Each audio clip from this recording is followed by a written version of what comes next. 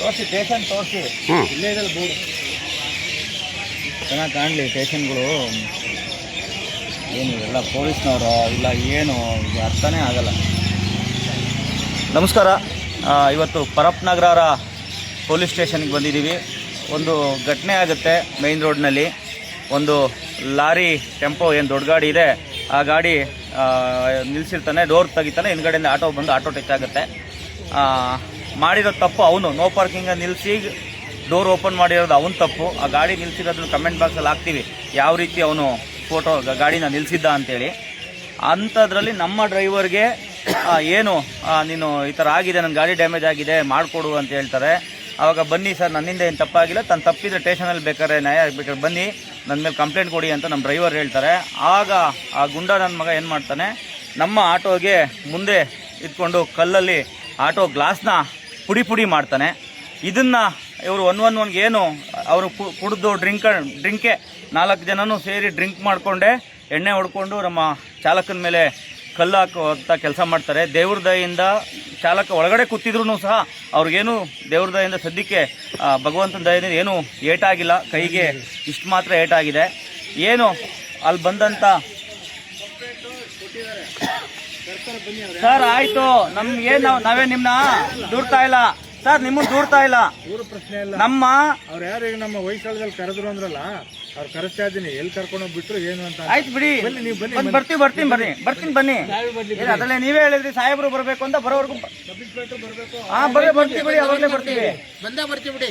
ಹೆಂಗಾಗಿದೆ ಅಂದ್ರೆ ಇಲ್ಲಿ ಪೊಲೀಸ್ನವರು ಅವ್ರನ್ನ ಆಟೋದಲ್ಲಿ ಕುಣಿಸ್ಕೊಂಡು ಕರ್ಕೊಂಡ್ ಬರ್ತಾರೆ ಅರ್ಧ ದಾರಿಲಿ ಇಳಿಸ್ಬಿಟ್ಟು ಇವ್ರನ್ನ ಹೊಡೆಯುವಂಥ ಕೆಲಸ, ಪೊಲೀಸವ್ರ ಮುಂದೆನೇ ಸಹ ಹೊಡೆಯುವಂಥ ಕೆಲಸ ಆಗುತ್ತೆ. ಇಂಥ ಪೊಲೀಸ್ ಇಲಾಖೆಯವರು ನ್ಯಾಯದ ಪರ ಇರೋದು ಬಿಟ್ಟು ಕುಡ್ಕೊಂಡು ಗಲಾಟೆ ಮಾಡೋರ ಪರ ನಿಂತ್ಕೊಂಡು 4 ಗಂಟೆಯಿಂದ ಇಲ್ಲಿ ಬಂದು ಪಾಪ ನಮ್ಮೆಲ್ಲ ಇಷ್ಟು ಜನ ಚಾಲಕರು ಕಾಯ್ತಾ ಇದ್ರು. ಬರೀ ಇಲ್ಲಿಂದ 1 ಕಿಲೋಮೀಟರ್ ಗಾಡಿ ಇರೋದು, ಗಾಡಿನೂ ಸಹ ತರಿಸಿಲ್ಲ. ಅವ್ರ ಡ್ರೈವರ್ನು ಯಾರಿದ್ದಾರೆ ಅವ್ರು 4 ಜನ ಇದ್ರು, ಅವ್ರನ್ನೂ ಸಹ ಇಲ್ಲಿಗೆ ಕರ್ಸೋವಂಥ ಆಗಿಲ್ಲ. ಅಂದರೆ ಒಂದು ರೀತಿ ಹೆಂಗೆ ಅಂದರೆ ಇಲ್ಲಿ ಯಾರೂ ಬರಲ್ಲ, ಏನು ಮಾಡ್ಕೊಳಲ್ಲ, ಏನಾಗ್ಬಿಡುತ್ತೆ ಆಗ್ಬಿಡ್ಲಿ ಈ ರೀತಿ. ಇದನ್ನು ಎಲ್ಲ ನಮ್ಮ ಚಾಲಕರು ಶೇರ್ ಮಾಡೋ ಮುಖಾಂತರ ಆಟೋ ಚಾಲಕರಿಗೆ ನ್ಯಾಯ ಸಿಗೋ ಥರ ಆಗಬೇಕು. ಯಾರು ಆಟೋ ಚಾಲಕ ಆಟೋಗಳ ಮೇಲೆ ಕಲ್ಲೆತ್ತಾಕ್ತಾನೆ ಅಂಥವ್ನಿಗೆ ಕಾನೂನಿನಲ್ಲಿ ಕಠಿಣ ಶಿಕ್ಷೆನ ಪೊಲೀಸ್ನವ್ರು ಕೊಡಿಸ್ಬೇಕು ನ್ಯಾಯದ ಪ್ರಕಾರ. ಯಾಕಂದರೆ ಒಳ್ಳೆ ಪೊಲೀಸ್ ಇರ್ತಾರೆ, ಕೆಟ್ಟವರು ಇರ್ತಾರೆ. ಇವತ್ತು ನಾವು ಈ ಸ್ಟೇಷನಲ್ಲಿ ಒಳ್ಳೆಯವರು ಇದ್ದಾರೆ ಅಂದ್ಕೊಂಡಿದ್ದೀವಿ, ಅಲ್ಲಿ ಯಾರು ಒಂದಿಬ್ಬರು ಪೊಲೀಸ್ನವರು ಮಾಡಿರೋದು ಏನು ಅನಾಚಾರ ಕೆಲಸ ಮಾಡಿದ್ದಾರೆ, ಅವ್ರಿಗೆ ಸಸ್ಪೆಂಡ್ ಮಾಡಿ ಅವ್ರನ್ನ ಮನೆಗೆ ಕಳಿಸ್ಬೇಕು. ಪೊಲೀಸ್ ಇಲಾಖೆ ಇರೋದು ನ್ಯಾಯದ ಪರವಾಗಿ ಮಾತಾಡಲಿಕ್ಕೆ.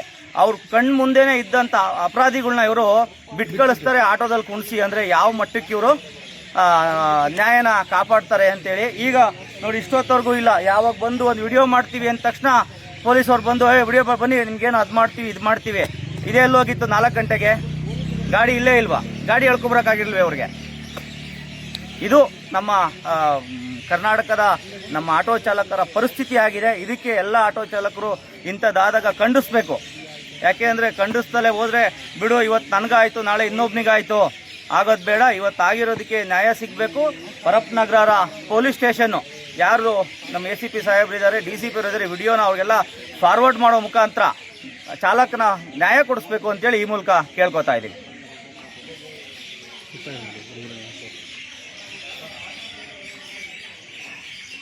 ಹೇಗಿದೆಯಲ್ಲ ಫ್ರೆಂಡ್, ಹೋಗ್ಬಿಟ್ಟು ಅಪ್ಲೋಡ್ ಮಾಡಿ ಆ ಲಿಂಕ್ನ ಅಲ್ಲಿ ಹೋಗಿ ಕಳಿಸಿ. ಯಾರು ಒಬ್ರು ಗಾಡೀಲಿ ಹೋಗಿ